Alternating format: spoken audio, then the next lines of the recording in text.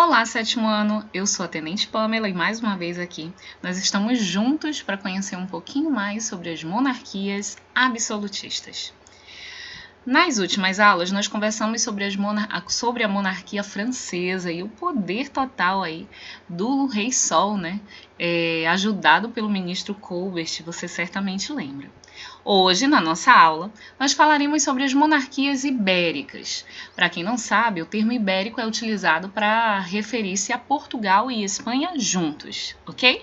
Então prepara o teu caderno, prepara as tuas canetinhas coloridas, um espaço aí bem agradável para os seus estudos e vamos lá!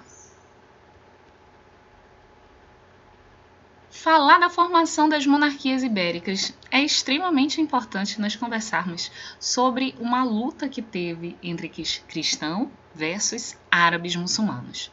Observe que é a terceira luta que você vê entre esses dois grupos. Inicialmente, nós conversamos sobre a Batalha dos Poitiers, no qual Carlos Martel, lá no Império Carolíngio, né? Antes aí do Império Carolíngio se formar, lá no Reino Franco, o Carlos Martel consegue expulsar aquela população árabe da região. Posteriormente, nós temos aí uma série de guerras, né, que duraram aí quase 3 séculos, chamadas de cruzadas. Também os cristãos desejavam expulsar os árabes da Terra Santa. E agora nós vamos estudar esse processo de guerra que foi bem longo também, viu? Cerca de 3 séculos também, com o intuito de expulsar os árabes da Península Ibérica. Observe o mapa da Península Ibérica logo no final do século XI, que é quando inicia esse processo de guerra aí que a gente vai já conhecer. Analisando o mapa, você vê a presença de alguns reinos cristãos. São eles: Leão, Castela, Navarra e Aragão. Logo abaixo, você vê um território dominado pelos árabes. Essa região ela se chamava Califado de Córdoba. Para você ter uma ideia, os árabes que moravam aqui, também chamados de mouros, eles viviam aqui desde o ano 712, mais ou menos. Observe que nós estamos no final do século XI, então nós estamos aí por volta do ano 1100. Então os árabes já tinham domínio dessa região há algum tempo, certo? Lembrando também que o nome dado a essas guerras, né, contra os muçulmanos na Península Ibérica, nós chamamos de guerras de reconquista. Como eu falei para vocês logo no início, essas guerras elas foram guerras muito longas, né? E você já sabe que quando a gente está conversando sobre guerras que foram muito demoradas, é porque foram guerras muito difíceis para ambos os lados. Você vê aí no século XII, no mapa do século XII, algumas mudanças já no mapa, né? Você tem aí um novo território cristão, que o mapa chama de Portugal. Você tem a união de 2 reinos, que é Leão e Castela. Você continua com Navarra e o aumento do território de Aragão. E, consequentemente, a diminuição aí do território muçulmano. Já no século XIII, você vê quase o domínio cristão sobre a Península Ibérica, sobrando apenas aí o território de Granada. Mas nós vamos compreender melhor o desenrolar desses mapas aqui. Então vamos lá, vem comigo. Inicialmente, é bem necessário nós falarmos sobre esse nobre aí, o Henrique de Borgonha. O Henrique de Borgonha, ele era um nobre guerreiro que ele lutou bravamente nas guerras de reconquista, logo no começo, lá no final do século XI. E ele, como a gente já conversou em algumas aulas presenciais, ele ganhou muito destaque militar por ter sido muito bravo e muito corajoso na guerra de reconquista. Diante disso, o rei, lá do Reino de Leão, que você acabou de ver, resolve presenteá-lo, dar a ele uma recompensa pela sua coragem e seus esforços na guerra de reconquista. Dá a ele o condado portucalense. Uma curiosidade bem interessante é que o Henrique de Borgonha, esse que ganhou a terra por ter sido muito bravo lá na Guerra de Reconquista, ele veio de uma família nobre, né? Ele era relativamente uma pessoa de status, porém ele era o filho mais novo, então muito provavelmente ele não iria ter herança nenhuma, nem de trono, nem de riquezas, porque os filhos mais velhos que pegavam, né? Como vocês sabem. Por isso, Henrique de Borgonha, ele se meteu em lutar nas guerras de reconquista. porque ele viu aí uma esperança de enriquecimento.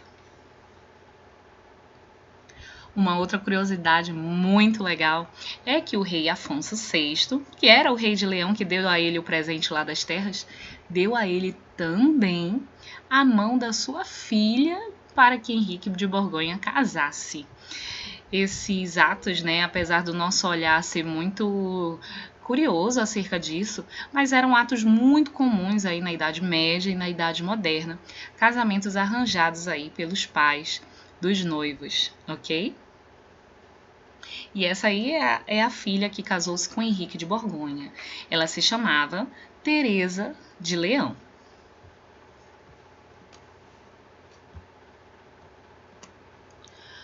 Bom, fruto desse casamento aí entre o Henrique e a Teresa de Leão, veio surgir o Afonso Henriques, filho deles dois, né? E o Afonso Henriques, tal como seu pai, era um excelente guerreiro. Ele se destacou bastante também nas guerras de reconquista. Como ele viu que ele era muito capaz de dominar outras terras e que a presença militar dele era muito forte, ele resolveu romper laços com o reino de Leão e de Castelo. Lembrando, gente, que a palavra condado faz referência a um território que é dominado por um reino. Ou seja, só para você entender, quando o Henrique ganhou o condado portucalense, significava que este condado estava sob controle do Reino de Leão. Era como se fosse um pedacinho do Reino de Leão. Quem mandava era o Rei de Leão. O Henrique de Borgonha, ele era conde do condado portucalense. Ele era tipo um ministro, mas quem era o rei mesmo era o Rei de Leão. Acontece que o filho deles, como você acabou de conhecer aqui, o Afonso Henriques, por ter se destacado nas guerras de reconquista e ter um poder militar muito forte, ele resolve cortar laços. Ele resolve falar, olha, a partir de agora, o condado portucalense não é mais um condado, vai ser um reino também. E é esse cara, o Afonso Henriques, que transforma o condado portucalense em Reino de Portugal. Afonso Henriques, então. Aqui é só para você entender, olha só. O condado portucalense, ele começa daquela maneira ali, como mostra o mapa 1. No decorrer dos anos, tanto com o poderio militar do Henrique, que era o pai, né? E posteriormente do Afonso Henriques, que é o filho aí, vai dominar vastas faixas de terra, né? Vai crescer, vai dobrar aí o tamanho da terra do Reino de Portugal. E o Afonso Henrique, se sentindo muito seguro militarmente, rompe laços com o Reino de Leão, transformando o condado portucalense no Reino de Portugal. Assim como você já entendeu, Afonso Henriques torna-se o primeiro rei de Portugal. E é assim que a nação portuguesa, nosso pai, né? Vocês sabem que Portugal foi nosso pai, assim, historicamente, nasceu e surgiu. Interessante, né? Ainda na Península Ibérica, nós vamos conhecer agora como se deu o processo de formação do Reino Espanhol. Você já sabe aí como aconteceu de Portugal, analisando o mapa, que é o mesmo mapa, né? Só está colorido de uma outra forma. Você consegue perceber aí o condado portucalense, logo aí no terceiro mapinha, né? E lá no quarto você consegue já enxergar o Reino de Portugal. Olha só, a Espanha, que é um país vizinho a Portugal, se formou da união dos reinos de Leão e Castelo. Vamos entender como isso aconteceu, porque é um processo bem curioso, né? Apesar de alguns de vocês já saberem, foi um processo bem curioso. Olha o que aconteceu. Voltando aqui no mapa, observem no mapa número 3, lá onde tem o condado portucalense, que você tem aí uma seta juntando o Reino de Leão e o Reino de Castela. Observem que o Reino de Leão e o Reino de Castela são reinos vizinhos. Então, eles percebem que os dois reinos eles tinham características muito comuns. Por exemplo, os dois eram reinos bem ricos porque tinham cidades portuárias. Cidade portuária, para quem não sabe, são cidades onde tem porto. Isso fazia um reino ser rico? Sim, porque o comércio era muito mais desenvolvido. Além disso, tanto o Reino de Leão quanto o Reino de Castela possuíam uma burguesia muito rica. E essa burguesia, como você bem sabe, tinha muito interesse em ampliar o terreno de um reino. Afinal, a burguesia teria onde vender mais os seus produtos, né? Foi o que eu pus aí no slide. Os dois reinos possuíam cidades portuárias e uma rica burguesia que fornecia dinheiro para a guerra de reconquista. Desculpem. Diante dessas semelhanças, esses dois reinos, eles tratam de se unir. E a união desses reinos vem através de um casamento. Um casamento entre o príncipe do reino de Aragão e o príncipe do reino de Castela. Esses dois vão casar-se e, diante disso, vão unir não só os corpos, né? Mas unirão também suas terras, seus exércitos, seus burgueses, seus impostos, né? Seus exércitos, eu acho que eu já falei. Eles vão se unir com o intuito de dominar a região que estava aí sobre as mãos dos árabes. Interessante, né, gente, que mais uma vez a gente vê um casamento arranjado. Só que o casamento aí entre esses dois reinos, ele também traz algumas curiosidades que eu resolvi trazer para vocês. Alguns historiadores afirmam que desde muito pequenos esses dois jovens aí, eles foram prometidos um para o outro. Prometidos, não sei se vocês conhecem esse termo, mas desde pequenininhos, desde quando eles tinham 5, 6 anos de idade, as famílias já programaram, quando eles ficarem adultos, nós vamos casar os nossos filhos, né? Então diz aí a lenda de que eles já estavam prometidos um para o outro. Chegaram a trocar cartas antes do casamento, o que muitos historiadores chegam a acreditar que eles tinham já uma relação de paixão, algo muito anormal, né, para um casamento arranjado, né? Eu encontrei até alguns artigos que afirmam que eles se encontraram antes do casamento para se conhecer, conversar, né? Vale lembrar que eles se casaram muito jovens. Quando eles se casaram, eles não eram reis, eles eram príncipes. A Isabel tinha 18 anos e o Fernando tinha 17. Uma característica interessante deles, que a gente ainda vai ouvir falar sobre esse casal aqui nos nossos estudos, aí nos próximos capítulos, eles eram católicos fervorosos. Quando eu falo esse termo, fervoroso, é porque quem não era católico no reino espanhol poderia sofrer duras consequências. Mas é um assunto que a gente vai falar mais tarde, beleza? Acontece que quando esse casal se une aí os exércitos, se unem os reinos e eles ganham força para conquistar o último território que havia ainda de domínio muçulmano, que era o território da Granada. Esse mapa ele é muito interessante porque ele te traz as regiões em que ano elas foram conquistadas pelos cristãos. Observe que o que está em amarelo era o que já era, né, antes da nossa conversa da Guerra de Reconquista.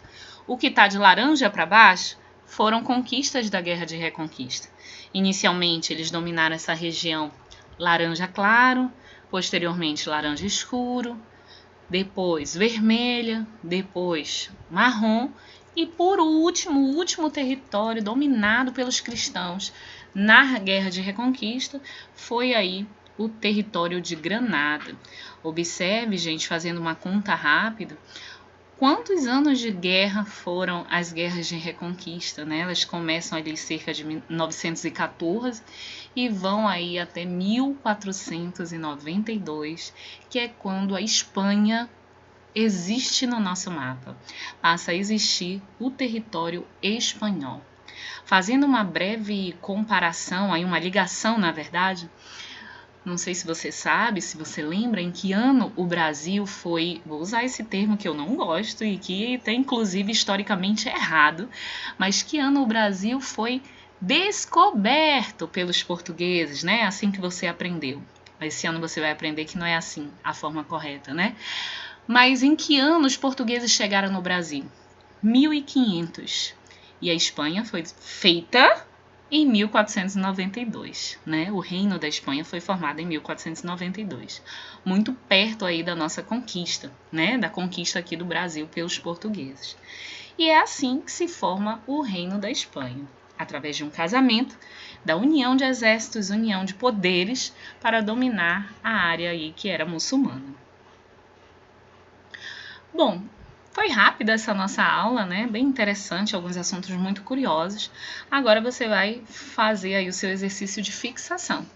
Então, olha o que eu escrevi aí para você não ter desculpa de que não entendeu o que é para fazer na nossa aula presencial. Você vai pegar o seu caderno de história, vai copiar as questões no caderno e responder as questões no caderno. Tudo isso de forma muito caprichada, muito bem feita, né? E com base no que nós estudamos. Não adianta você jogar no Google a pergunta e escrever uma coisa que você não tem nem ideia do que é. Por esse motivo que a gente faz essas videoaulas, para que você consiga pausar, estudar, voltar, para que não haja dúvida aí acerca do conteúdo. Beleza? Então essa aqui é a nossa atividade. Eu vou já tirar aqui esses grifados vermelhinhos. Você vai dar o pause e vai copiar as suas questões. São somente 6 questões. E na nossa próxima aula presencial, darei o visto e faremos as correções. Prontinho aqui sim os grifados, lembrando que entre parênteses está a sugestão no número de linhas que você deve fazer esse conteúdo, ok? Se você tiver alguma dúvida, algum comentário ou algum questionamento, né, sobre este conteúdo, use o chat do AVA, tá bom? Bons estudos!